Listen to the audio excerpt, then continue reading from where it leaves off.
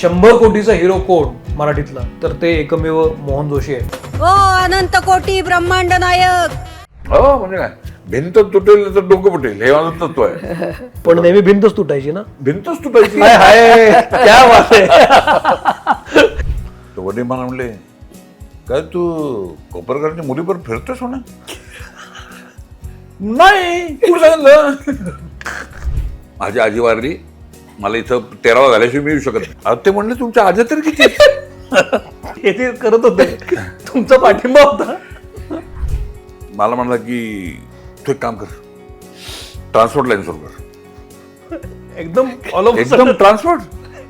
तिथनं पुढच्या गाडीवर धडक बसली, ती इथं 5 माणसं नेली आणि ती सगळी पडत पडत आली. मग मला उगाच स्वप्न पडायची हो नंतर काय की मी चालतोय मेंदूच्या मध्ये. मेंदूच्या मध्ये असा बरोबर जिथे होता तिथे स्पीच आणि बॅलन्स हे दोन्ही त्यांनी अफेक्ट झालं. मी संभाषणाचा प्रश्न मी बोलू शकत नव्हतो. अजिबात बोलू बोलता येत शकत नव्हता आणि मुख्याने त्याला असं असं व्हायचं. पण हा जो पिरियड आहे 3 महिन्याचा 4 महिन्याचा, जेव्हा तुम्ही उठून बसला आणि मग चालायला लागला, त्या पिरियडमध्ये तुमचा काय विचार व्हायचा? म्हणजे विचार चालू होता, बुद्धी चालू होती? नाही, तुम्ही कशाला असा हट्ट धरला हेल्पर नको म्हणून? त्या बाईने किती करायचं? असं कसं संपेल म्हणलं नाटक? संपता कामा नाही. पण पहिला विचार नाटकाचा झाला. हो, हो हो हो, म्हणजे बाकीचे हेल्प करायला हात घालून असतात चालत. तुम्हाला. नाही झालं. हिंमत हारून चालत अजिबात. हे घडल्यानंतर जेव्हा पहिल्यांदा स्टेजवर गेला तुम्ही, कसं वाटलं तुम्हाला? काय वाटलं?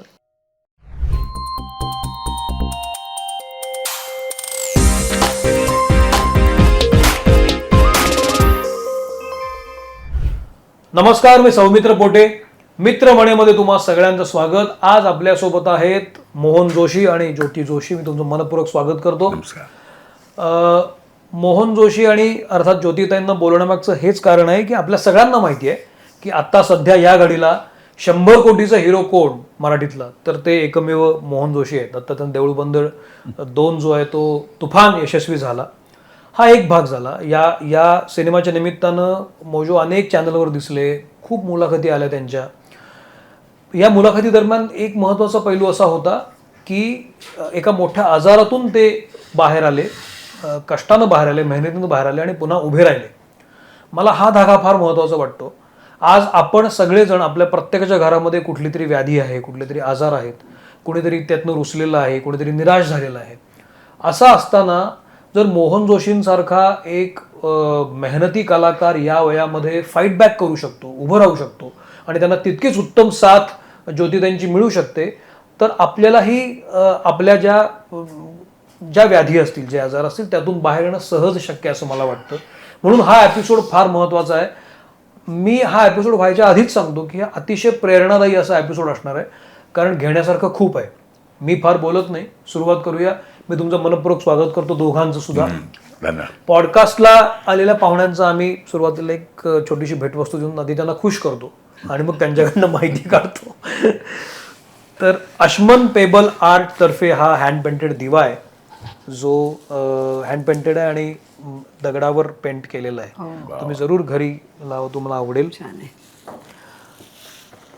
नेत्रा इन्स्टंट मील तर्फे ही एक छोटीशी भेट आहे. एका वाफेवर तयार होणारं सगळे पदार्थ आहेत, महाराष्ट्रीय पदार्थ आहेत आणि तुम्हाला जरूर आवडतील. याच्यात काही केमिकल्स नाही आहेत आणि प्रिझर्वेटिव्ह पण नाही आहेत. थँक्यू. आणि ज्योतिताईंसाठी खास अर्क ऑइल्स, स्वयंपाकाचे ऑइल्स आहेत, कोल्ड प्रेस्ड ऑइल आहेत टिपिकल, आणि ही सुद्धा केमिकल विरहित आहेत, त्यामुळे तुम्ही जरूर वापरा. सो अश्मन, नेत्रा आणि अर्कचे प्रॉडक्ट्स तुम्हाला हवे असतील तर तुम्ही जरूर मागवू शकता. डिस्क्रिप्शन बॉक्समध्ये मी त्याची सगळी माहिती दिलेली आहे, तुम्ही जरूर वापरा. मी स्वतः वापरलेले आहेत. तर सुरू करूया. तर मोजोंना इंडस्ट्रीमध्ये मोजो म्हणतात, मोहन जोशी, म्हणून मी त्यांना मोजो म्हणतो. तर मी काही मुलाखती तुमच्या बघितल्या या रिसेंट काळामध्ये. देऊळ बंदच्या निमित्तानं तुम्ही खूप छान मुलाखती दिल्या आणि त्याच्यामध्ये वारंवार तो मुद्दा येत होता की पुन्हा उभे राहिले मोजो. प्रवीण तरडे खूप असं सांगत होता की त्याच्या तोंडून आम्हाला कळलं की उभा पण राहता येत नव्हतं, पण मोजोंनी प्रयत्न केले, प्रचंड प्रयत्न केले वगैरे वगैरे, आणि ते उभे राहिले. आता हे एका वाक्यात जरी संपत असलं तरी एका वाक्यात संपणारं नसतं. मूळ नटाचा खूप मोठा स्ट्रगल त्याच्यामध्ये चालू असतो, कारण त्यानं काहीतरी अचीव केलेलं असतं, एका पोझिशनला तो आलेला असतो आणि तिथं असा अकल्पित काहीतरी घडल्यानंतरचा होणारा जो सगळा जी घुसळण आहे ती कल्पनेच्या पलीकडची असते. तर ते धागे आज आपण उसवण्याचा थोडासा प्रयत्न करूया. तर मी ज्योती तुमच्याकडे येतो आधी, मग आपण मोजोंकडे येऊ. तो जो दिवस होता की 22मध्ये मोजोंना स्ट्रोक आला, त्याच्या आधीचे मोजो, ते येण्याच्या आधीचे मोजो किती बिझी होते आणि ती घटना घडल्यानंतर काय घडलं? आधी खूपच बिझी होते, कारण एक सिरियल चालू होती आणि त्या दिवशी सुद्धा 9ची शिफ्ट होती. तर त्या ह्यानी तो 7 वाजता उठला आणि जस्ट पेपर आणि चहा असं सकाळचे प्रोग्राम चालले होते. तर अचानक सगळं 2-2 दिसायला लागलं पेपरमध्ये. आणि मग त्यांनी मला हाक मारली की मला सगळं असं 2-2 दिसतंय, तू पण 2 दिसतेस, एक नाही दिसत आहे असं वगैरे. आणि डोळ्यापुढे अंधारी यायला लागली आणि काही वेळाने असं थोडंसं शरीर कापायला लागलं, उभं पण राहता येईना. असं झाल्यावर मी धरून बसवलं आणि मला कळलं की आता ताबडतोब काहीतरी ॲक्शन घ्यायला पाहिजे ह्याच्यावर. मग मी पण झोपेतनंच उठलेली होते, त्यामुळे जस्ट चेंज केलं आणि नेक्स्ट मिनिट आम्ही घराबाहेर पडलो. म्हणजे माझ्या मुलांनी व्हीलचेअर आणली, मग लिफ्टने आम्ही खाली गेलो. पण खाली गेल्यानंतर सुद्धा त्याला स्वतःहून रिक्षात बसता येत नव्हतं किंवा गाडीत बसता येत नव्हतं. म्हणजे इतकी परिस्थिती वरून खाली येईपर्यंत वाईट झाली होती. बापरे. आणि तिथून हॉस्पिटल अगदी जवळ होतं, 5-10 मिनिटाच्या अंतरावर. तिथे सुद्धा त्याला गाडीतून उतरता येईना. मग त्यांनी परत म्हणजे नर्सेस वगैरे आल्या, त्यांनी धरून आत नेलं वगैरे आणि लगेच ट्रीटमेंट सुरू झाली. कारण मी सिम्पटम्स डॉक्टरांना सांगितल्यावर त्यांना अंदाज आला असेल कदाचित की हे काय आहे असं. आम्हाला कळलं नाही ते की एकदम असं काय झालं असं. तर त्यामुळे डॉक्टरांना बहुतेक अंदाज आला असेल. त्यांनी म्हणजे फोनवर मला सांगितलं की मी सांगतोय आणि ट्रीटमेंट लगेच सुरू करतोय असं. त्यामुळे ट्रीटमेंट लगेच मिळाली. पण त्याच्यानंतर आम्ही त्या दिवशी जेव्हा MRI केला त्याच्यामध्ये काही आलं नाही. अच्छा. म्हणजे मी 8ला ॲडमिट केलं आणि 10:30ला आम्ही MRI केला, त्याच्यामध्ये काही आलं नाही. बरं. He was normal. आणि नंतर दुपारी आम्ही परत कंटे म्हटले कधी कधी लगेच येत नाही, तर दुपारी परत एक MRI केला. त्याच्यामध्ये मात्र ब्लड क्लॉट आला आणि तो मिडल होता, मिडल जागी होता, अशा जागी होता ज्यांनी मेंदूच्या मध्ये असा बरोबर जिथे होता तिथे स्पीच आणि बॅलन्स हे दोन्ही त्यांनी अफेक्ट झालं. त्यामुळे बोलणं जवळजवळ बंदच झालं होतं, बोलताच येत नव्हतं आणि उभंही राहता येत नव्हतं त्याच्यानंतर. होल्ड, मी तर तुम्हाला थांबवतो, इथून आपण नंतर पुढे जाऊ. हो. हे सगळं सुरू असताना मोजो तुमची सिच्युएशन काय होती, तुम्हाला समजत? माझं एकच होतं की मनामध्ये नाटक आपलं संपलं अशीच दहशत बसली होती. आणि असं कसं संपेल म्हटलं, नाटक संपता कामा नाही. पण पहिला विचार नाटकाचा झाला. हो हो हो. पहिला काय मला कळलंच नाही की सिरियलचं काय होणार, ही नाटक काय होणार. ड्रायव्हिंग मुख्य. अरे ते तर ड्रायव्हिंग मस्त आहे आणि सगळे विचार आले, तेवढंच विचार डोक्यात हो, दुसरं काय नाहीच. आणि मुख्य फॅमिली विचार येतोच ना, फॅमिली काय करणार आमची. पण त्यावेळेपर्यंत सारं झालीच सगळी. आणि मुंबईला आलो त्यावेळेलाच सगळं करून गेलो. यामध्ये जेव्हा तुम्हाला स्ट्रोक आला, जसं मला ताई म्हणाल्या की 2-2 दिसायला लागलं, त्याच्या आधी शेड्यूल खूप टाईट होतं तुमचं? हो, अतिशय टाईट होतं, अतिशय टाईट. आणि सिरियल असल्यामुळं तर काय 12-14 शूटिंग, दर दिवसाकडे शूटिंग असायचं, कधी 7 दिवस लागोपाठ असायचं, काहीतरी होतं. त्यात नाटक चालू होतं त्यावेळेला. आणि सिनेमा नव्हते. सिनेमा हिंदी सोडला होता मी, हिंदी तर सोड, मराठी चालू होतं. पण मग हे जे व्यवधान होतं, ही जी धावपळ होती, त्यामुळे झालं हे? दुर्लक्ष करायचे? नाही तसं म्हणजे दुर्लक्ष म्हणजे इतकं काही खूप लक्ष. खाण्यापिण्याच्या वेळा वगैरे नाही, खाण्यापिण्याची वेळ तर काही प्रश्नच नव्हता. 1:30ची वेळ असेल तर 2:30 वाजता जेवण वगैरे व्हायचं, 3 वाजता जेवण व्हायचं कधी. आणि रात्रीचं काय 11-12 कधी. पण मग यामुळे झालं हे कशामुळे झालं? शुगर थोडी फ्लक्च्युएट झाली आणि शुगर फ्लक्च्युएट झाली, त्यामुळे ऍक्च्युली ते झालं सगळं. पण त्यावेळेला खरंच खूप नॉर्मल होतो मी. पेपर वाचत होतो सकाळी 7:30 वाजता आणि म्हणजे पाय हलायला लागले एकदम. आणि काही कळच ना मला की हे काय चालतंय, आज पाय हलतायत. तर मी पायाशी असं खेळत होतो हम्म. आणि नंतर म्हणलं हे काहीतरी वेगळं आहे बरं का, म्हणजे हा काहीतरी हे normal नाही आहे. नॉर्मल नाही आहे. आणि असं म्हणून मी आधार एकच ज्योती होय. आणि तिला बोललं आणि मग काही कळेल ना मला काय होतंय. मग डोळ्यासमोर अंधारी यायला लागली आणि नंतर गाडीत घातलं मला. पण हे सगळं गाडीत घालताना तुम्हाला शुद्ध हो, होती? गाडी काय होतंय ते मला ते कळत होतं. पण म्हणजे असं धुन असते ना, हा, धुनकी म्हणतात त्याला. हा. तसं होतं, गुंगी होती आणि कळायचं नाही. आणि गाडीत जेव्हा मी बसलो नंदन शेजारी, त्यावेळेला मला सगळे दोन दिसायला लागले. म्हणलं अरे हे काय झालं, तर एक डोळा स्थिर झाला होता. अच्छा. एक डोळा म्हणजे आता मला कल्पना आली की एक डोळा स्थिर असेल तर काय होतं हे मला अनुभव घेतला नाही. बापरे. पण तो 2 दिवस होता. म्हणजे मला हॉस्पिटलमध्ये 2 दिवसाची, ही 2 दिवसाची, डॉक्टर 2 दिवसाचे. आणि मला काय ते कसं मला कळत नव्हतं की बघायचं काय आपण. होय. तर सगळे 2 दिवसात. बापरे. हो, आणि फार पंचायत झाली माझी. पण दुसऱ्या 2 दिवसानंतर नॉर्मल झालं सगळं. जेव्हा आणि मुख्य बोलता येईल ना मला, हा, हे मला म्हणाले. बोलता येत नव्हतं, चालता येत नव्हतं, कॉट टू कॉट जाता येत नव्हतं. टॉयलेटमध्ये असं टॉयलेट होती, जायचं असेल तर जायचं असेल तर कॉट धरून जायचं. म्हणजे इथं कुठलं की कॉट धरायचा तो आणि मग तो कॉटला धरून दार धरायचं. कारण मी उंच असल्यामुळे हात पोचवतो माझे, त्यामुळे व्यवस्थित होतं सगळं. पण झोपले तर काय करणार. बापरे. पण नंतर फार मुश्किल झालं. हे फारच चालणं. नंतरकडे येतो मी. जेव्हा हे डॉक्टरने सांगितलं की ती क्लॉट मध्ये आहे आणि मूळ परिणाम जो तो वाचेवरच आहे आणि बॅलन्सवर, तर ते कळल्यानंतर तुमचं आणि मोजोंचं काही संभाषण झालं होतं? मी संभाषणाचा प्रश्न नव्हता, मी बोलू शकत नव्हतो. अजिबात बोलू बोलता येत शकत नव्हता आणि मुख्याने त्याला असं व्हायचं. तसं त्याला कळतही काही कळत नव्हतं. नव्हतं. नंतर कारण मी तो म्हणला clip मला बघितल्यानंतर असं नुसतं कोणीतरी इथनं जात आहे एवढंच कळत होतं. म्हणजे असं नंतर मी जेव्हा त्याला विचारलं ना, तो म्हणला मला काय तुम्ही करताय वगैरे काही कळत काही नव्हतं. कळत नाही. म्हणजे मी टीव्ही बघत होतो त्या हॉस्पिटलमध्ये जाऊन, तर हे डेड होते डोळे माझे. म्हणजे काय चाललंय समोर कळत नव्हतं टीव्हीवर. काय सीन होता काही कळलं नाही. पण न्यूज होत्या, काय होतं काही कळलं नाही. फक्त टीव्ही सुरू आहे. बस सुरू आहे टीव्ही एवढं, आणि बघतोय तो बघतोय. धुन लागली होती तसे मस्त. पण ते काय होतं विचित्र होतं ते फार. हे घडल्यानंतर तुम्ही जेव्हा हे समजलं तुम्हाला की आता मला आत्ता नीट बोलता येत नाहीये आणि बॅलन्स होत नाहीये, तर तुमचा काय विचार होता? नाटकाचा विचार आला की आता नाटक करायचं की नाही?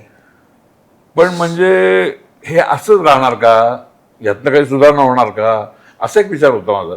मला उगाच स्वप्न पडायची हो नंतर काय की मी चालतोय, नीट चालतो? हो नीट चालतोय, म्हणजे गायगत लोकांबरोबर चालतोय. तसं परिस्थिती नव्हती, होय. पण स्वप्नात यायला लागलं माझ्या की मी मित्रांबरोबर चालतोय रस्त्याने. पण म्हटलं हे काहीतरी गडबड आहे, ह्याच्यावर मात तर केली पाहिजे म्हणून. ये बात आहे. नाही, खरंच आहे, बाप रे वा मात केली पाहिजे म्हणजे ह्याच्यावर. वा. असं होऊच शकत नाही माझ्या बाबतीत. कसं होऊ शकतं?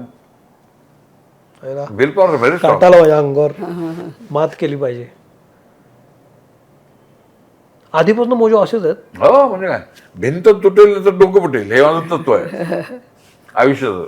आईला भिंत खतरनाक. तुटेल तर डोकं फुटेल. दोघं एकच व्हायचं ना, दुसरं काय परिणाम होऊ शकत पण नाही. नेहमी भिंतच तुटायची ना. भिंतच तुटायची. हाय हाय, क्या बात आहे. वा वा वा वा. डोक्याला लागलंच नाही कधी माझ्या. लागला असणार. नाही तुम्ही ते फार असणार, दाखवलं पण ते सहन करण्याची ताकद देवाने दिली तुम्हाला. हो हो हो. पण ढुशी मारलीच पाहिजे ना. पण हे तुमचं जेव्हा बोलणं झालं, तुम्ही बोलून दाखवलं असेल ज्योती? नाही, नाही. ते बोलता येत नव्हतं मला. हा, बोलता येत नव्हतं. बोलता येत नव्हतं मला. आणि घरात सारखं घरी गेलो हॉस्पिटलमधनं, पण जरा घरी वाटलं, बरं वाटलं. पण तरी चालते ना, मग पांगोळ गाडा. हा मग ते डॉक्टरनी काय सांगितलं होतं की जेव्हा ते घरी गेले तेव्हा डॉक्टरनी काय सूचना केल्या असतील ना, काय सिच्युएशन आहे, कधी बाहेर येतील, काय करायला पाहिजे, काय डॉक्टरांनी पहिल्यांदा मला असं सांगितलं होतं की तुम्ही यांना घेऊन जाऊ नका इतक्या लवकर, पण ह्याला घरीच जायचं होतं. तो म्हटलं घरी गेलो की मी बरा होईल. अच्छा. मग डॉक्टर म्हणले तुम्ही आधी हेल्पर बघा, तुमच्याच्यानी होणार नाही. होय. कारण म्हणजे ते फुल्ली वॉज शक्य फुल्ली नाही. बरोबर, dependent होते करू शकत complete. नव्हता. हो. तर डॉक्टर म्हटले आधी तुम्ही हेल्पर बघा. हा म्हटला कोणालाही बोलवायचं नाही घरात वगैरे, मी मग तू करायचं नाही तर मी करीन असं. पण त्याला करता येत नव्हतं, मला दिसतच होतं. आणि डॉक्टरांनी मला दुसरं पण एक सांगितलं होतं की माहीत नाही, हे पर्सनल तुमच्या ह्याच्यावर असतं, पण कदाचित हे असेच पण राहू शकतात, म्हणजे अशीच परिस्थिती पण राहू बापरे. शकते असं त्यांनी तेव्हा मला आयडिया दिली होती. तेव्हा सांगितलं म्हणजे त्या यांनी मला 6 महिन्यानंतर सांगितलं हे. ती कसं सांगेल तुम्हाला? नाही सांगायला पाहिजे ना, पेशंटला सांगायला पाहिजे. अहो पण जर आता तुम्ही म्हणजे ग्रेटच आहात, पण असं कोणाला सांगितलं तर एखादा कोलमडून पडायचा ना. तेव्हा डॉक्टरांनी जस्ट आयडिया दिली होती की बरं. म्हणजे ह्याच्यातनं प्रोग्रेस कशी होईल हे मी तुम्हाला काहीच आणि नाही मी महिनाभरानंतर काही 28 तारीख 29 तारीख मध्ये गेली होती. म्हणले ह्या शूटिंग आहे माझं, जायचं मला. आणि जायचं कुठं जाणार बाहेर. ते शूटरला. नंतर ते नंतर बर. तर मी डोक्यात विचार केला, म्हणजे अरे सगळं कॅन्सर काय होणार काय आपलं, नुसतंच पडून राहायचं घरात. खरं आहे. नाही मला बेचैन झालं मी अक्षरशः, म्हणजे डोकं काम करणार माझं. मग घरी गेल्यावर काय? घरी गेल्यावर खूप डिफिकल्ट होतं माझ्यासाठी, कारण अगदी. सगळंच मला करायला लागत नाही, मी होतं. फार हेवी होतो ना, सांभाळणं सुद्धा मुश्किल होतं यांना. वजनी माणूस आहे हा, तो. वजनी सर्वार्थाने वजनी माणूस. सर्वार्थी मी नाही म्हणत, नाही, पण आम्ही- म्हणजे वजन होतच माझं. प्रश्नच नाही. आणि सगळंच 85 करायला लागत किलो वजन आहे होतं ना माझं. घरी, त्यामुळे खूप अवघड होतं माझ्यासाठी. पण तुम्ही कशाला असा हट्ट धरला हेल्पर नको म्हणून? त्या बाईने किती करायचं? तिने करावं अशी म्हणजे इच्छाच नव्हती, अपेक्षा मी करेन, नव्हती. मी करेन, मी चालेन, मी बोलेन. आणि बोलण्यासाठी मी काही गोष्टी करायला लागल्या, पण बरोबर आहे, ऑफकोर्स इलाज नव्हता. पण तुम्हाला असं कधी वाटलं की माणूस फाईट बॅक करायला लागलाय, ह्याच्यामध्ये होऊ शकतं असंच, एक आपल्याला पालवी फुटते नाही, की त्याला व्हायला वेळ लागले? लागला, त्याला वेळ लागला. वेळ लागला? किती वेळ लागला? हा मधला काळ किती होता? 3 महिन्यानंतर तो म्हणजे वॉकरवर चालायला लागला. बरं. मग मी म्हटलं चला वॉकर घेऊन तरी चालतोय. आणि बोलता तेव्हाही येत नव्हतं, म्हणजे खूपच नाही, स्लगिंग आणि अगदी, हे होतं, अगदी जुजबी. अगदीच थोडंफार बोलता येत होतं. आणि मला दुसरं एक वाटत होतं की हा एक वेळ चालला नाही तरी चालेल, पण तो बोलला पाहिजे. त्याच्यावरच कारण म्हटलं ज्याचा आवाज आज एवढा हे आहे, तर म्हणजे ज्याच्यासाठी तो फेमस आहे एवढा, तर ते निदान त्याचा आवाज परत आला पाहिजे, अगदी. असं मला खूप वाटत होतं. पण बोलायला त्याला खूप वेळ लागला, म्हणजे बरेच महिने लागले तर तुम्ही चिडचिड पण होत बोलण्यासाठी. असेल ना? आपल्याला बोलायचं पण बोलता येत नाहीये, आपल्याला काय म्हणायचं तर समोरच्याला सांगता येत नाहीये. पण चिडलो तरी बोलता येत नव्हतं मला. होयच की. फास्ट बोलायला लागलो ना तर व्हायचं. हा. पण काय बोलायचंच कळायचं नाही, त्यामुळे गप्पा असायचं, बोलायचं नाही जेव्हा. कारण काय आहे, मेंदू आणि ह्याचं ताळमेळ नव्हता, घास कडे जायचं नव्हता कुठे. अजिबात. असं राहायचं. बापरे. पण तुम्हाला जाणवत होतं ते की नाही, चुकतंय? मला काही जाणवत नव्हतं, इथे जायचं घात गेला कळतच गेला, नव्हतं इथे- ना. मला हे कंट्रोलच असं वाटायचं, नव्हतं. तोंड असं वाटायचं. आणि कळतच नव्हतं की हा तिकडे जातोय, हेच कळत नव्हतं. कप लावला, कप घ्यायचा तर तो खूप वेळा म्हणजे एकदा मी दिला पहिल्या दिवशी, मला वाटलं ह्यानी धरलाय पक्का, म्हणून मी सोडला, तर तो असाच्या असं पडला, तर पडलेलाही त्याला कळला नाही, म्हणजे इतकं हे नव्हतं. मोजो सर्वसाधारणपणे असं घडलं की माणूस खचायला लागतो की आपण उठणार आहे की नाही, यातनं बाहेर पडणार आहे की नाही. पण तुमची टेंडन्सी खूपच जबरदस्त आहे की हार मानायची नाही. पण हा जो पिरियड आहे 3 महिन्याचा 4 महिन्याचा, जेव्हा तुम्ही उठून बसला आणि मग चालायला लागला, त्या पिरियडमध्ये तुमचा काय विचार व्हायचा? म्हणजे विचार चालू होता, बुद्धी चालू होती? नाही, नव्हती चालू? बुद्धी अजिबात चालू नव्हती. मला काय कळायचंच नाही, मला काय होतं तेच कळायचं नाही. म्हणजे सगळी आंघोळ घातली मला की झोपून जायचो मी. झोपच यायची मला, भयंकर झोपायची. आणि मग झोपेतून उठलं की मग भूक काय भूक जाणवत होती, भूक जाणवत होती. पण बोलता येत होतं, एक्सप्रेस करता येत होतं. विचार होत नव्हता. पण मग हा विचार कसा झाला की ह्याच्यावर मात केली पाहिजे? ते अगदी सुरुवातीला असं एक इनर व्हॉइस असतो ना आपला, हो. इनर व्हॉइस म्हणला की तू हारू नको, तो कुठला आहे आणि कशाला हारायचं. हारणं मला खरं सांगतो, अजून आयुष्यात मला असा पराभव कधी झाला. एक स्टेप ऍक्सिडेंट झाला होता माझा हो. 27 साली, पण तेवढाच झाला होता. पण त्यानंतर हार मला माहितच नाही खरंच. तो मी नशिबान त्या बाबतीत. नाही नशिबान कुठलं तुमच्या तुम्ही केलेले टाकलेली पावलं आहेत ना ती. नशिबान आहे, नशिबान आहे, नशिबाची खूप साथ आहे मला. आता तुम्हाला मागचं आठवत आहे, हो मागच्या गोष्टी आठवतात. आता तो टेम्पोचा ऍक्सिडेंट झालेला आठवतो तुम्हाला? हो, आता सगळं आठवतं. आता पण तसा सगळं काही issue काही नाही. काहीच इश्यू नाही. वा. काही म्हणजे काहीच नाही. मी नाटक केलं, हो, नाटक सिरियल तर केलं, केली, अजून एक सिनेमा केला. पण म्हणजे पण नाटक डिफिकल्ट आहे हा, नाटक फार डिफिकल्ट होतं. कारण 3 तास ते मला लक्षात आठवत नाही, ठेवणं लक्षात. आणि ऍक्शन आणि बोलणं हे दोन्ही एकत्र नाही अजून जमत आहे. हा. हा, म्हणजे सिनेमाला कसं synchronize तुम्ही- होत नाही ते. सिंक्रोनाइज होत. सिनेमाला कसं तुम्ही डबिंग करू शकता ना, म्हणजे हो, त्याचं म्हणजे थांबून थांबून बोलू शकतो आपण ना. नाटकात ते काहीच नाही. खरंच आहे, नाहीच. त्यावेळेला ते व्हायलाच पाहिजे. व्हायलाच पाहिजे. नाही झालं तर प्रॉब्लेमच आहे सगळा. मोजू तुमचा म्हणजे थोडासा भूतकाळात जातो मी. हा ऍक्सिडेंट कुठला झाला होता? तुम्ही म्हणजे आवर्जून त्याचा उल्लेख केला तो. हा 9 फेब्रुवारी तुम्हाला सहज सांगणं असेल तर सांगा. ते हा. 87-88 साली 27 साली 9 फेब्रुवारी. 9 फेब्रुवारी रात्री 2:30 वाजता माझी गाडी शिरसीवर निघाली. बर. ड्रायव्हरनी लिंबाची माणसं भरली, पाच पोती भरली आणि त्यांची माणसं भरली आणि कोल्हापूर निघाला. निपाणीला एक गाडी उभी होती, हा त्याच्यावर बाउन्स झाला, धडक बसली. तिथनं पुढच्या गाडीवर धडक बसली, तिथं 5 माणसं मेली आणि ती सगळी पडत पडत आली. बरं त्यानंतर काय झालं की मला काही सुधारत नाही. रात्री फोन आला मला. तुम्ही कुठे होता? मी पुण्यात. पुण्यात. हा. आणि ट्रक्स पार्कमधला फोन आला, माझ्याकडे फोन नव्हता त्यावेळेला. बर. आणि तो माणूस बोलवायला रात्री वॉचमन. तर सासूबाई आमच्या सासूबाईंकडे फोन होता. बर. त्यांनी त्याच्याकडे गेला. बर. त्यांनी मला सांगितलं, निरोप दिला मला. आणि मी ट्रस्ट वर्ग मंदिरमध्ये गेलो बर. फोन लावायला. तर तिथे इनामदार इंजिनिअरिंग म्हणून बर. बेळगावला पार्टी होती. बर. त्यांनी सांगितलं की हो तुमचं ऍक्सिडेंट झालं, माणसं दिल्लीत पण आहे. माणसं गेली. परत दुसरा होता ना, तो 18पेक्षा कमी व्हायचा होता. बर. त्यामुळे ऑफिशियल परवानगी नव्हती. आणि मग त्याला जेलमध्ये टाकला. तो व्यवस्थित मागे झोपला होता. पुढं माणसं बसली होती ना, तो मागे बसला होता. पण त्याला लागलं, छातीला लागलं, धाडत बसली, आपटला.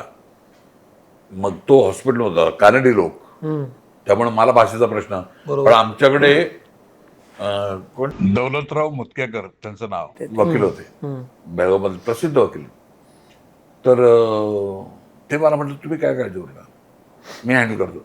तुम्हाला अगदी वाटलं तर गरज बोलली तर बोलव तुम्हाला, नाही तर असं म्हणून त्यांनी एकदाही बोलवलं नाही मला.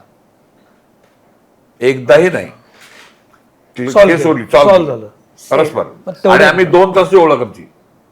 अच्छा. शूटिंगला आम्ही त्याचं बसलो होतो आणि मी बसलो होतो आणि आमची ओळख झाली. हा वकील आहे तुम्ही. म्हटलं कुठं? बेळगाव. आणि म्हटलं बेळगाव नेहमी येतो. हो तुम्ही एक काम करा, तुम्ही रिक्षात बसा आणि असं नाव सांगा, रिक्षावर घरी सोडेल. अरे बापरे, बागे कळेल ना. नंतर म्हणलं की बरेच फेमस दिसतात आणि खरंच होते फेमस. अच्छा. हो, मोठाच माणूस होता. मोठा म्हणजे मोठाच माणूस. आत्ता आमचा गप्पा मारता मारता विषय निघाला की लग्नाबद्दल विषय निघाला. तर मला आत्ताच असं कळलं की 21व्या वर्षी मोजोंचं लग्न झालं आणि ज्योतिताई 18 वर्षाच्या होत्या. तर मग मोजो म्हणाला की 150 रुपये पगार होता मला. मी म्हटलं इतकी घाई का केली लग्नाची? त्याच्यावरच उत्तर ते देत आहेत. काय होतं ते?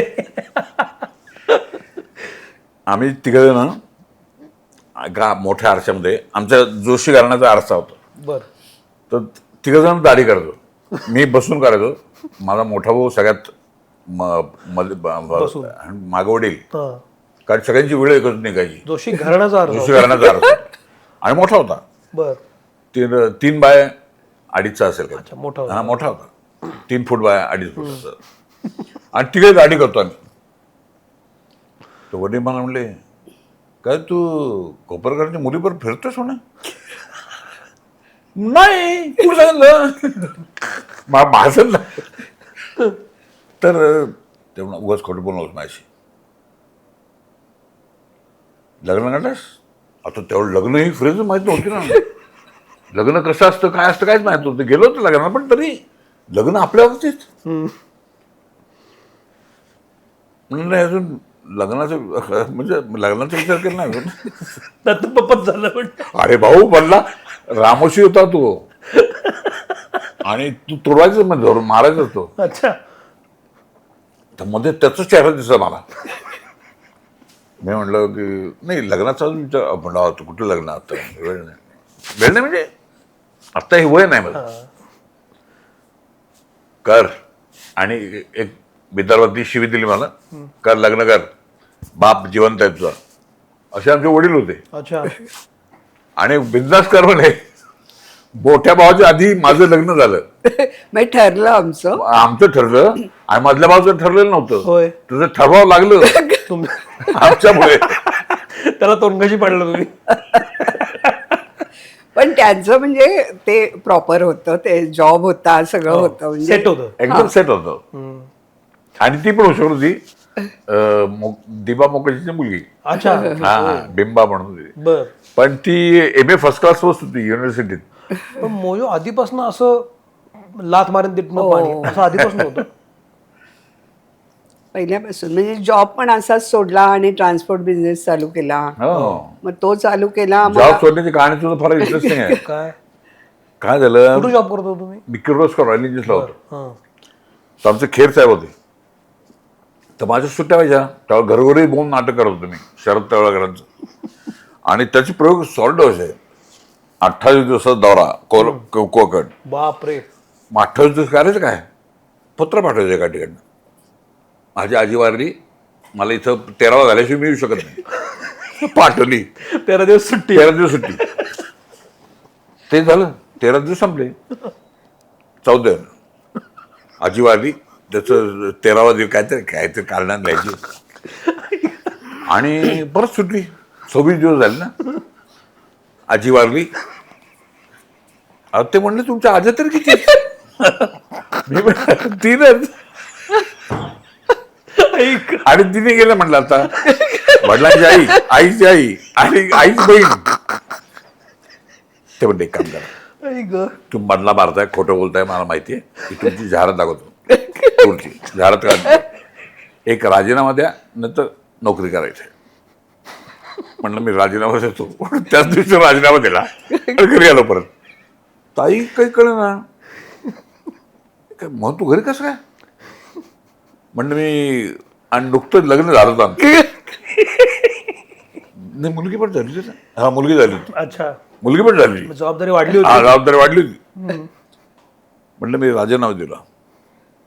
अरे बापरे राजीनामा दिला मग तू करणार काय तू. पण डोळ्यासमोर अंधार आहे माझे. मला काही सुचत नाही.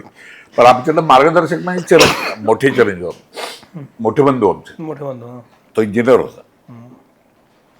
तो म्हणला ठीक आहे सोडली नोकरी मी काळजी करतो. त्याचं मी लाडकं होतो. आणि मला म्हणला की तू एक काम कर ट्रान्सपोर्ट लाईन सुरू कर. एकदम ऑल ओव्हर एकदम ट्रान्सपोर्ट. म्हणलं मला गाडी माझी गाडी चालवतोस तू मला माहिती आहे. तू ट्रान्सपोर्ट लाईन सुरू कर आणि तेवढंच आमचं नशीब करायचं. म्हणलं गाडीची किंमत 97,000 रुपये आणि कुणा आले 97,000. तू एक काम कर तुझ्या पैसे जमाव काय कमी पडतील मी देतो. बर आमचं नशीब की यांची आई म्हणजे आमचं सासूबाई WMDC मध्ये होते. बर काय WMDC लॉंग फॉर्मचं माहित नाही मला. तरुण मुलांना बेकार तरुण मुलांना सुशिक्षित बेकार यांना तेव्हा लोन देण्याची लोन स्कीम देण्याची होती scheme होती. गव्हर्नमेंटची. त्यात त्या होत्या. सुशिक्षित ग्रॅज्युएट. ऑफिसर होते त्या. बर त्यांनी 11,000 रुपये दिले मला. आणि शाडू माझा बँक ऑफ बरोडामध्ये आपली बँक. आपली बँक तिथून लोन काढलं. काढलं 97,000 रुपये. अरे वा 3,000 भावानं दिले आणि 3,000 रुपये भरले आणि गाडी घेऊनच आलो. माझा एकही पैसा नव्हता. बर गाडी घेऊन आलो. घरी आणली गाडी. मग काय आजारीच पडलो. मलेरिया झाला एक महिनाभर आजारीच. हो टेपो घरीच. हे ते करत होते, तुमचा पाठिंबा होता. पाठिंबा मला हे कधी- बोलायला चान्स नव्हता हिला. मला कधी भीती नाही वाटली, पण म्हणजे ह्याच्यातनं बाहेरून काहीतरी असंच होईल. वाटलं. हा पण तुमचं नाटक चाललं होतं ना उत्तम, नाटकं चालू होती माझी, मग त्यातनं पैसे येत होते. त्यात येत होते, पण त्यात संसार भागत होता आमचा. म्हणजे नाईट होती 75 रुपये, घरोघरी बोलणं 75 नाईट होती. 75 रुपये नाही. हो पण प्रयोग सॉल्व तुफान केले. होते, त्याची संख्या जास्त होती. मग टेम्पो घरीच होता. मग टेम्पो घरीच. मग महिनाभर 1.5 महिना आजारी पडलो, परत सुरुवात आहे. मग सुरुवात झाल्यावर मग बघितलं नाही. मग तुम्हीच ड्राईव्ह करा. हो 2 वर्षानंतर एक टेम्पो नवीन परत विकत घेतला. वा. 2 वर्षानंतर अजून तिसरा घेतला. म्हणजे बाय फ्लूक तुम्ही याच्यामध्ये. हा बाय फ्लूक. आणि हा जो व्यवसाय ऐन भरात केव्हा होता? तरुण्यात नाही म्हणजे किती टेम्पो, किती काम चाललं होतं तेव्हा? 85-87 साली. ऐन 87. ऐन जोरदार होतं. 83 ते तिन्ही गाड्या 89. 3 गाड्या होत्या. माल भरायचा स्वतः, माल उतरायचा स्वतः, ताडपत्री बांधायचे, सगळं तुम्ही करायचं. सगळं नाटक करत एक नाटक करायचो. नाटक करत करत हे करत. तालमीनंतर मृगाची तालीम चालू त्यांची. गोखले सर डायरेक्टर होते त्यांचे. हम्म. आणि एस कॉलेजमध्ये तालीम. तर मी गाडी बाहेर लावायचो, भरलेली गाडी, लोडर गाडी, बेळगाव जायचं. मग एक सीन करायचा त्यांच्यावर, मी आलोच राजन, आलोच असं म्हणून गाडी घ्यायची, बेळगाव जायचं. बेळगावून परत बालगंधर्वला जायचं, प्रयोग करायचा. दुसऱ्या दिवशी तालीम मिळाली. परत यायचं. नाही, बेळगावून दुसऱ्या दिवशी परत यायचो हा आणि परत तालीम तालीम करायची. करायची. हा तालीम करायची, प्रयोग करायचा आधी बालगंधर्व. हो तू करून मग तालीम मिळायचं. बापरे, तुम्हाला एवढं नाटकाचं वेळ आधीपासून होतं? हो म्हणजे आमच्या वडिलांनी 6वीत का 8वीत टाकलं मला भरतनाट्य मंदिरमध्ये, बालनाट्यात काम करा. त्यांचे मामा होते बाबा साठे म्हणून, ते भरतनाट्य मंदिर मेकअप करायचे. करायचं. तर त्यांच्या ओळखीने मी भरतनाट्य मंदिरमध्ये घेतलं मला. आणि त्यावर राजन मॉडेकर जस्ट अभ्यास करायला नाट्य सोडून गेला, अच्छा. अभ्यास करायचा म्हणून, आणि मला अभ्यास करत नाही म्हणून नाटकात झालं. तेव्हा ती फिल्म केली होती सिगरेटवरची, हा. ती 6वीतच केली होती ना मला वाटतं. 7वीत का 7वीत केली होती. तुम्ही 12 वर्ष. हो 7वीत असताना? पेटकरांची जसं पेरावं तसं उगवेल. ओ पेटकाबाई होते आमच्या शाळेत. बर त्यांचे वडील यशवंत पेटकर, बर. तर ते डायरेक्टर होते त्यावेळेस. त्यांनी फिल्म त्यांनी सिनेमा फिल्म होता. केली होतं 2-3 फेमस फिल्म. माने त्यांची फिल्म, मानेनी हम्म. मोलकरी पण त्यांची फिल्म होती. बर, त्यात होतो तुम्ही? हा नाही नाही. आम्ही केलं होतं शाळेत विद्यार्थीचं, हा. की पेराला तसं उगवेल, संस्कार करायला तशी मुलं वाढतील. अरे वा. डॉक्युमेंटरी. डॉक्युमेंटरी. तर मी बीडी ओढली होती वयाच्या 8वीत. 8वीत असताना. क्या बात. पण तेवढीच, त्यानंतर नाही, त्यानंतर खूप नंतर. खूप नंतर म्हणजे किर्लोस्कर जॉईन केल्यानंतर. या सगळ्यामध्ये हे ट्रान्सपोर्टमध्ये आले, मग ट्रान्सपोर्ट उत्तम चालायला लागला. तुम्हाला वाटत होतं यांनी अभिनयामध्येच पूर्ण वेळ नाही अभिनय नाही करावं नाही, वाटलं? त्याचं काय झालं सांग. नाही. मुंबईतनं बोलवून आला 88 साली. 28 साली, की थँक्यू मिस्टर ग्लाडसाठी तुम्ही इकडे या. वा. तर आता म्हणलं काय करायचं, जायला तर पाहिजेच. आणि माझ्याबरोबर माझे मित्र होते, मोहन कुलकर्णी एक बरे होते सगळे. मला म्हटलं जा, एवढी चांगली संधी आहे. त्यानं म्हणजे काय करावं होतं, म्हणलं गाडी घरात, होय एका गाडीचा ॲक्सिडेंट झाला होता त्यावेळेला. होय. आणि 52-57चा ॲक्सिडेंट झाला होता. आणि 27-30 घरात होती. 27-30 नाही, 92-96 27-30 पहिली गाडी आपली. 27-30 पहिली गाडी. तिसरी 70-42 52-57 होती. आणि तिसरी 76-42. 76-42. तर तिन्ही गाड्या, एक गाडी घरात, मग ही होती. म्हटलं तू गाडी कर बघ. आणि आपला बिझनेस सेट होता, प्रश्न होता. आणि त्याचे अलिंजमधले मित्र मी काम करत असल्यामुळे बरोबर होते, ते सहकार्य करायचे. ती गाडी भरली की ते ड्रायव्हर ठेवले तुम्ही 2-3, आणि मग ते चालवायचे गाडी. तर मी 2 वर्षाचे पैसे घरात ठेवले, निघालो मुंबईला. असं करून मुंबईत मानसिंग पवारांची पहिली सिरियल असे पाहुणे येते, मी आणि स्मिता तळवकर, त्याच्या आधी विजय चव्हाण आणि रीमा होते. अच्छा. मग मी आणि स्मिता करायला लागलो. 13 एपिसोड होतो त्यावेळेला. होय, 13 एपिसोडची सिरियल. बरोबर. दूरदर्शन. पण तेव्हा मुंबईत गेल्यावर लगेच काम यायला लागलं. काम मिळायला लागलं मी का देखणे प्रश्न दिसायचे होता? उत्तम होते, काय नाही, नाही नाही. मिळालं. नाही. शिक्षण उत्तम होतं. बॅकग्राऊंड चांगली होती माझी. हो ना. पब्लिसिटी लक्ष्मण बेर्डे करत होते, सचिन पिळगावकर करत होते. सचिन पिळगावकर सांगायचे एका कार्यक्रमात, त्यांनी माझ्यासमोर सांगितलं होतं की नेक्स्ट म्हणे हा असतील मोहन जोशी असतील म्हणे हिंदीमध्ये. हो हो त्यांनी तुमचं काय बघितलं होतं? का मग मुंबईत इथं पुण्यात प्रयोग असला त्यांचा असला ना की ते पाहिजे. लक्ष्मण बेर्डे मोरूची मावशी बघितलं ते म्हणायचे काय काम करतो. अशी पब्लिसिटी माझी झाली होती पुण्यात मुंबईत, पण मला खात्री काहीच नव्हती. म्हणजे ह्यांनी पब्लिसिटी केली होती हे मला माहीत नव्हतं. आणि मग मुंबईत गेल्यावर काम यायला लागलंच एका पाठोपाठ काम. असे पाहुणे येतल्यानंतर थँक्यू बेस्ट ग्लार त्यात रिपोर्ट चांगले आले, मग नाती होती, मग काय पुढं नाती होती. तर केवढं सुंदर. म्हणजे तुम्हाला तुमच्या मनात अशी बसलेली चांगल्या अर्थानं नाटकं कुठली आहेत की मजा आली? सगळेच अर्थ सुखांत काय, असोनी असू काय, हो. तरुण तुर्क म्हातारा रक्का काय, तरुण टुरकाला मी बघितलं. कलम 302, आत्ताच रेवती देशपांडे. मी रेवती देशपांडे. रेवती तर म्हणजे दंडवत आहे तुम्हाला. या सगळ्यामध्ये मोजो जेव्हा तिकडे मुंबईला जायला लागले आणि काम जोरात सुरू झालं, मग ट्रान्सपोर्ट थांबवलं. नाही, 1 वर्षात त्यांनी 1 वर्ष बघितले नाही. आणि नंतर 90ला आम्हीच शिफ्ट झालो तिकडे. तिकडे शिफ्ट झालं. तेव्हा कारण मग मस्त बिझनेस बसताना बसलो बंद. होतो. मस्त नव्हतं पण म्हणजे आम्ही म्हणजे कॅलेंडरवर तारखा बुक करायचो. 5 प्रयोग म्हणजे 3:15 नाईट होती मला, आणि म्हटलं 5 प्रयोग. कारण आमच्या बोलू का नको नाही काय तारखा कॅन्सल व्हायच्या ना ऐन वेळ. तर 5 प्रयोग म्हणलं 1500 बघा, 1500 मध्ये सगळं भागो. 2 वाढलेत, 2 वाढले. असंच आमचं डिस्कशन हेच. या महिन्यात किती प्रयोग या आहेत महिन्यात परत त्याप्रमाणे किती? त्या बरोबर, महिन्याचं बरोबर, बजेट बरोबर. असं असायचं. म्हणजे तुम्ही हिंदीत जे कमाल काम केलं, हिंदीमध्ये घुसला हळू, मग आणि हिंदीचं तुफान काम आलं. आणि वी प्राऊड की जे काही महत्त्वाचे मराठी चेहरे आहेत ज्यांनी तुफान आघाड्यांवर काम केलं, त्यापैकी तुम्ही एक आहात. हा चान्सच नाही, प्रश्नच नाही. हिंदीतल्या कामाचा अनुभव काय होता तुम्हाला? एकेकाळी गाजवून होतो तुम्ही, प्रत्येक ऑलमोस्ट सिनेमामध्ये तुम्ही असायचा. तुम्हाला सांगतो, एकेकाळी माझ्याकडे सिनेमा नावाचा मासिक आहे. त्यात सगळे सिनेमे कुठले चालू आहेत आता त्याची यादी आहे. रिलीज होणारे त्या त्यात नावं असायची अँड मोहन जोशी, अँड मोहन जोशी. आणि माझी आई सवय होती तिला, मोहन जोशी दिसलं की खाली अंडरलाईन. Underline. हो. एका मासिकामध्ये 28 पिक्चर होते. बापरे, त्यात तिने काय रिमार्क बाप. अंडरलाईन केली. एवढं काम करत होतो तुम्ही तुफान. चिक्कार का कामाला काही कमीच नव्हतं ना. या सगळ्यामध्ये जी माणसं भेटतात आपल्याला ती महत्वाची असतात. तुम्हाला कोण माणसं भेटत गेली जी जी कायम राहिली तुमच्यासोबत, तुम्हाला आवडली, तुम्हाला मोठं केलं ज्यांनी? खरं सांगू का, हिंदी पिक्चरमध्ये उगवते सूर्य नमस्कार.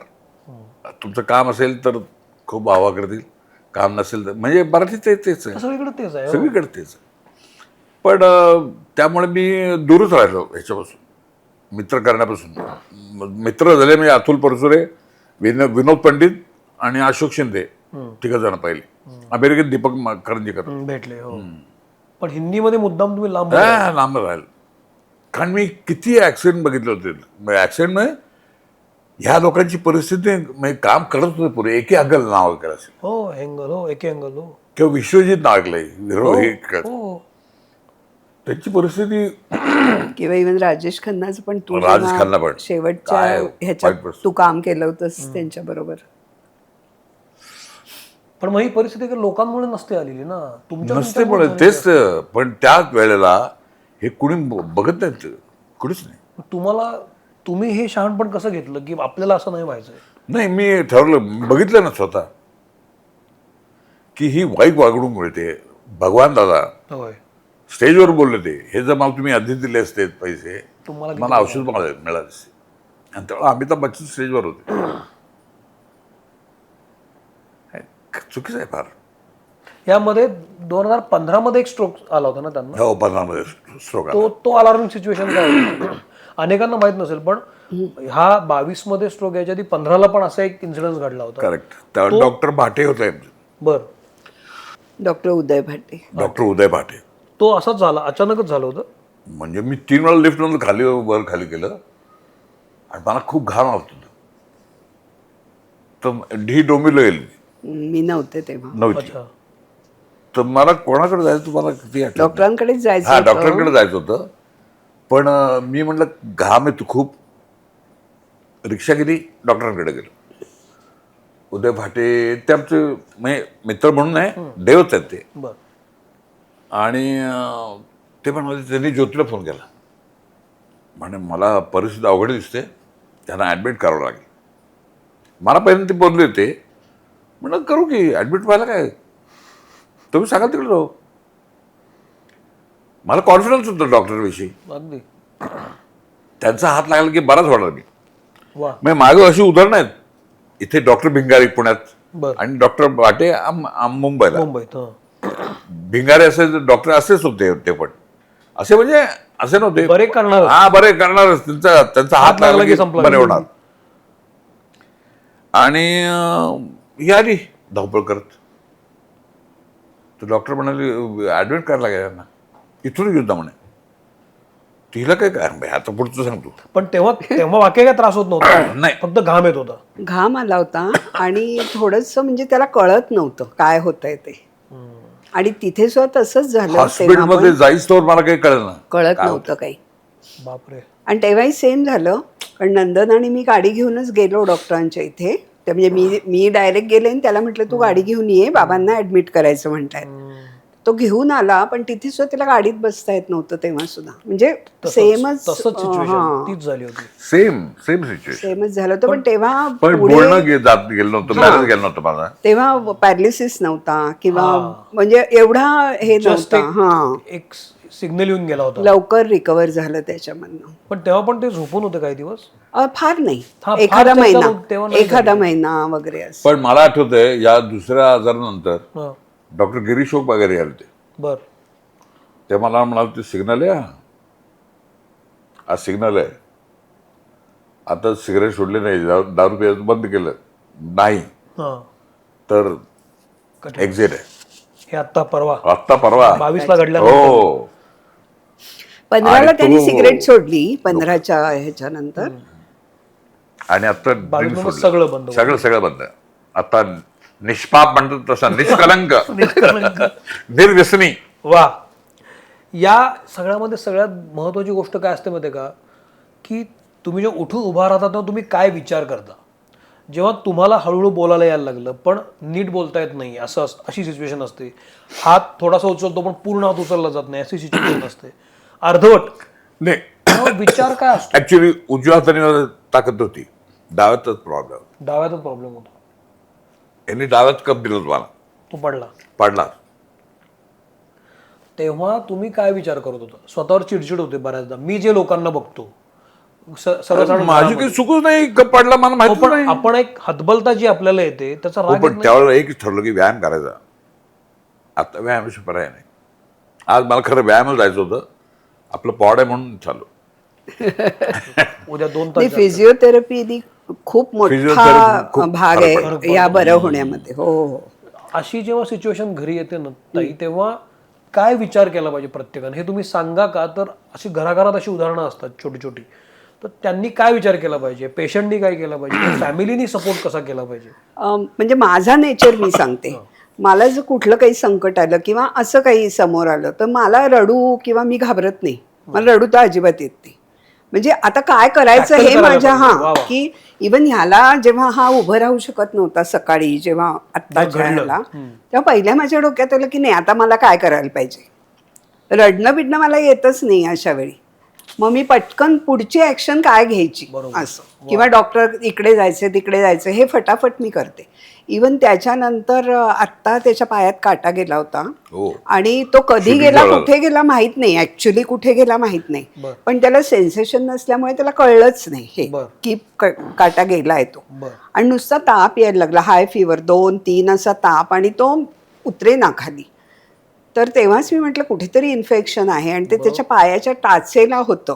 बापरे. आणि टाचेला म्हणजे बऱ्यापैकी आतमध्ये एवढं काढायला लागलं, वाटी छोटी वाटी ती अशी खडली, एवढं आतमध्ये हे करायला लागलं. आणि विदाऊट अॅनेस्थेशिया डॉक्टरांनी ते केलं. इतकं त्याला सेन्सेशन नव्हतं. असं पाय ठेवला मी. आणि ते जेव्हा केलं आतमधनं काटा निघाला बाबळीचा. हे आम्ही होतो अमरावतीला बरं. मी तिथून फटाफट त्याचे फोटो काढले, इकडे पाठवले दीनानाथला. सचिन म्हणून आहेत मॅनेजर, त्यांना पाठवले. म्हटलं अशी अशी परिस्थिती आहे सचिन व्यवहार आहे म्हणून. आणि उद्या आम्ही परत येतोय. तर ते पण ते फोटो बघून म्हणजे हे झाले की बापरे एवढं. आणि विदाऊट अनेस्थेशिया काढलं तरी ह्याला काहीही कळलं नाही तिथे. तशा परिस्थितीत आम्ही आलो आणि अक्षरशः उतरल्या दीनानाथला गेलो. मग त्याच्या पुढे तिथे सगळं झालं. आणि म्हणजे या काळामध्ये फिजिओथेरपी जी करायला लागते ती करत असताना तुम्ही काय विचार करत होता? म्हणजे हे बरं व्हायचा हा भाग झालाच, मला बरं व्हायचंय, एवढाच हा एकच एकच भाग. मला बरं व्हायचं आणि गाडी चालवायची. म्हणून कार्लेकर, डॉक्टर कार्लेकर त्यांना विचारलं, ही म्हणायची गाडी चालवू नकोस. म्हणलं डॉक्टर सांगू दे ना. म्हण डॉक्टर गाडी चालू, हा चालवा, काय प्रॉब्लेम नाही, चालव. ते म्हणलं लगेच गाडी हातात घेतली, चालत. पण त्याचं म्हणणं गाडी चालवताना माझा मेंदूही चालेल, माझे हातपायही चालतील, म्हणजे आपोआप सिंक्रोनायझेशन होईल, असं त्याचं म्हणणं. मग कुठल्याही पेशंटनी यातनं बाहेर येण्यासाठी असं काहीतरी एम ठेवलं पाहिजे असं वाटतंय की हो, मला काय करायचं. अर्थात. म्हणजे पॉझिटिव्ह तर पाहिजेच ना. तुम्हाला बरं व्हायचंय किंवा परत पहिल्यासारखं व्हायचंय असं वाटलं पण पाहिजे आतून. हो, म्हणजे बाकीचे हेल्प करायला हात घालून असतात चालत तुम्हाला. नाही चालत. हिंमत हारून चालत नाही, अजिबात नाही. तुम्हाला एका क्षणी असं वाटलं नव्हतं की बस झालं? अजिबात वाटलं नाही मला, खरंच वाटलं. वा, मला नाहीच वाटलं, हारूच शकत नाही मी तर. किती छान. म्हणजे हे करायला पाहिजे. हारलो तर संपलोच. संपलो. हारायचं नाही. माझ्या वडिलांनी शिकवलं, हारायचं नाही. जेव्हा ह्याच्यातून बाहेर आला तेव्हा असं पॅन्ट वगैरे घालायला खूप वेळ लागायचा. पण पहिल्या नेहमी हेल्प करायची. नंतर तो म्हणायचा नाही, माझं मला घालू दे, लागला वेळ तरी लागू चालेल, दे. पण माझं मी ट्राय करतो. असं शेवटी ज्यानं त्यानं तेच केलं. हां. त्यानंतर केलंच पाहिजे. म्हणजे ह्या छोट्या छोट्या गोष्टीतनं तुम्ही मग हे करायला लागता ना की मग त्यांचा आपोआप या प्रोग्रेसमुळे डॉक्टरांचं काय म्हणणं होतं यांच्याकडं, त्यांच्याबद्दलचं? डॉक्टर तर अमेज झाले होते. अमेज झालं. म्हणजे त्यांना पण अपेक्षित नव्हतं की एवढी प्रोग्रेस होईल असं. कारण ज्या पद्धतीने ते सगळं झालं होतं ते एवढ्या लवकर असं वाटलं एवढ्या लवकर होईल असं. रिकव्हर होईल असं वाटलं नव्हतं. पण फिजिओथेरपी मी म्हणते तसं की फिजिओथेरपीचा physiotherapy फार मोठा खूप भाग काम आहे याच्यामध्ये. खूप काम केलं. आणि जे पेशंट्स म्हणजे ज्यांना कोणाला हे झालं असेल ना त्यांनी अगदी जरूर फिजिओथेरपी केलीच पाहिजे. कारण ह्याला दुसरा काही पर्याय उपायच नाही, नाही. उपाय आणि नाही. उपायच नाही आणि आहे. वाट बघायला पाहिजे. त्याला औषधं नाहीत, त्याला काही नाही. ह्या काळात तुम्ही ते नाटकही करायला घेतलं, सुमी आणि आम्ही सारखं. एवढी म्हणजे पटापट तुम्ही घेतच गेला काम. नाही, मला काय कधी एकदा स्टेजवर जातो असं असं झालं. कसं काय वाटू शकतं? नाही वाटू शकलं, मला वाटलं ना. म्हणजे माझं उदाहरण, आता मी पॉडकास्ट घेतोय आणि उद्या मला देव न करो पण काही वाचेशी संबंधित काही झालं तर मी काय म्हणेन, मी आधी पूर्ण भरावतो मग मी येतो. तसं नव्हतं, तुम्ही जम्प आउट. नाही, आणि सगळ्या अटी मान्य होत्या ना प्रोड्युसर डायरेक्टरला. त्यामुळे पुरुषोत्तम बिर्डे डायरेक्टर होते. त्यामुळे हे घडल्यानंतर जेव्हा पहिल्यांदा स्टेजवर गेला तुम्ही, कसं वाटलं तुम्हाला? काय वाटलं? खूप धाकधूक झाली, खूप वाटली. प्रचंड धाकधूक. म्हणजे 25 प्रयोग झाले असतील. 25 प्रयोग, प्रत्येक प्रयोगाला पहिली एंट्री माझीच. स्टेजवर धावत बागेत जातो. बाप रे. वा. यामध्ये आपण शेवटच्या टप्प्याकडे आलोय. यामध्ये जसं मी म्हणालो की माणसं महत्वाची असतात. हे घडल्यानंतर कोण कोण माणसं कशी कशी समोर आली तुम्हाला बघायला, भेटायला, सांगायला? आवर्जून नाव घेणार असेल आहेत का कोणी? शक्यतो ना भेटायला कोणी यायचे नाहीत. म्हणजे ते माझ्याशी बोलायचे किंवा कसं आहे काय आहे. आणि ह्याला त्या स्टेजमध्ये कोणी आपल्याला भेटायला यावं किंवा बघावं अशी ह्याची स्वतःची पण इच्छा. जेव्हा मी सिरियल सोडणार असं कळलं, त्यावेळेला मग एका आले झी टीव्हीचे. बरं. निलेश आणि भोसले पण माहिती. आले, भोसले पण आले होते. दुसरे पण आले, प्रोड्युसर ते हॉस्पिटलमध्ये चालू होते. कारण त्यांना आश्चर्य वाटलं, 9ची शिफ्ट आहे आणि म्हणजे आला कसं नाही. आले कसं वेळेवर टच. आणि त्यांना खरंच वाटलं नाही. मी म्हटलं मी ऍडमिट केलंय, असं असं झालंय ना. खरंच वाटलं नाही. ते ताबडतोब आले हॉस्पिटलमध्ये. त्यांनी एकत्र 2 मयकर होते ना, डायरेक्टर मयकर आणि निलेश मयकर झी टीव्हीचे. हो. तर ते दोघांनी बघितलं मला. ते म्हणाले काय म्हणाले, 1.5 महिना झालं थांबलो तुमच्या. हो, ते थांबले होते. थांबलेच ते. जसे तरडे सर थांबले 1.5 वर्ष, तसे मयेकर थांबले होते. पण 1.5 महिन्यात तसा पण फरक 1.5 महिन्यात नव्हता फरक पडला नव्हता काही. पडला आणि मला वॉकर घेऊन चालताना बघितल्यावर थांबले. मलाच कस तरी झालं. म्हणजे तुम्ही घरी येणं बरोबर नाही आणि आलात तर उत्तमच आहे, पण म्हटलं मी अशी परिस्थिती आहे. हो. आणि असं वाटतं ना शेवटी कलाकाराला असं वाटत असेलच ना की असं नको आहे मला, म्हणजे कोणी मग बघावं असं त्यांनी मला स्वतः वाटत. सांगितलं की तुम्ही रिप्लेसमेंट घ्या म्हणून असं. म्हणजे तुम्हाला जेव्हा प्रवीण 1.5 वर्ष थांबला होता ना, तर त्याचा एक अदृश्य स्ट्रेस असतो नटाच्या हो कलाकारावर. म्हणजे काय आपण शब्द दिला पूर्ण करायला पाहिजे ना. पूर्ण करायला पाहिजे ना. पाहिजे. मग बोलणं सुधारायला पाहिजे, तर बोलण्यासाठी मी काय नाही केलं, सगळं जे करता येईल ते सगळं केलं. वेगळा वेळ काढून करत होता सगळे. सकाळी तो जवळजवळ पण अर्धा कामच तास नव्हतं ना म्हणतो. जवळला. न बाहेर पडायचं त्या न बाहेर पडायचं नाही, यात बाहेर पडायचं. कारण आपल्यासाठी थांबले कोणतरी, बाहेर पडायचं. अजब आहे बाबा हे. पण त्यांनी पण खूप यांना त्यांनी पण खूप एनकरेज केलं, हो, encourage. चिकार एनर्जी encourage दिली केलं. की नाही नाही तुम्हीच, म्हणजे यांनी सांगितलं की तुम्ही दुसरं कोणाला तरी घ्या, कारण नाही मला शक्य होणार. ते म्हटले नाही आम्ही थांबू, आणि खरंच 1.5 वर्ष थांबले. थांबले ना. पण ते म्हटले दुसऱ्या कोणाला मी नाही इमॅजिन करू शकत त्या ह्याच्यामध्ये असं. ही घटना घडल्यानंतर डिसिप्लिन लागलाय मोजूंना. पुष्कळ हो. खूप गोष्टी. पुष्कळ हो. पुष्कळ. काय डिसिप्लिन लागला आता, काय गोष्टी पाळतात, काय टाळतात मोजू, तुम्ही कुणी सांगा. म्हणजे मुख्य म्हणजे वेळेवर जेवण, हा व्यायाम. म्हणजे व्यायाम हा त्याचं म्हणजे ते झालं नाही तर त्याला चैन पडत नाही असं म्हणजे आता होत. म्हणजे सवयच लागली आता. हा. पण मोजू तुम्ही आधी पण व्यायाम करत होता ना. हो, हो. Physical हो, खतरनाक हो. खतरनाक म्हणजे शरीर टेम्पो ड्रायव्हर. पण टेम्पो ड्रायव्हर हे एक प्रोफेशन झालं, पण मुळात अहो सगळे सामान भरायचं ते उतरायचं. कष्टाचं काम. नाही, मग कष्टाचं काम होतं. किती मजूर. किलोचे असायचे ते? 60 किलो क्रँकशाफ्ट, अशी फुल गाडी भरायची. फुल गाडी भरायची. काय सांगताय. हा म्हणजे काही कसूर नाही, तब्येत कसूर. परवाच कोण म्हणलं ते सरीवर सरीचं शूटिंग आम्ही बघितलं, हो. तेव्हा हा म्हणजे त्या शूटिंगच्या इथे हा इझिली त्याच्यात तसं होतं की तो आहे आणि तो उचलत होता. किर्लोस्कर बघत होतो ना मी. ते इझिली लेत कसं झालं होतं, कसं काय काय? तुम्ही इझिली ते भरत होतात. हा म्हणला मी तेच केलंय आयुष्यभर. हे ग. म्हणजे डिसिप्लिन म्हणजे व्यायाम, हो वेळच्या वेळ जेवण. हो. मला खूप मजा येते तुमच्याशी बोलून, आणि मला हेही माहिती आहे की तुम्ही जितकं मोकळेपणानं सांगताय त्याच्यापेक्षा काही पटीनं ते अवघड होतं, हे मला माहिती आहे. पण आता तितक्याच मोकळेपणानं ते सांगणं आवश्यक आहे.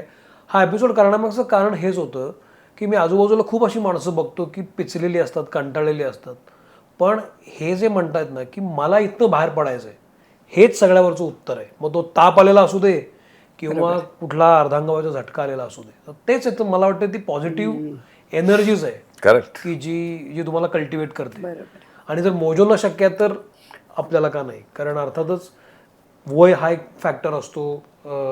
त्याच्यावर मात करून जर हे होत असेल तर आपल्याला सहज शक्य आहे. मला तुमच्याशी बोलून खूप बरं वाटलं. तुम्ही या निमित्तानं तुमचे काही व्यक्तिगत आयुष्यातल्या काही घटना सांगितल्या त्याबद्दल खरंच आभार. आणि मला खात्री आहे की हा एपिसोड बघून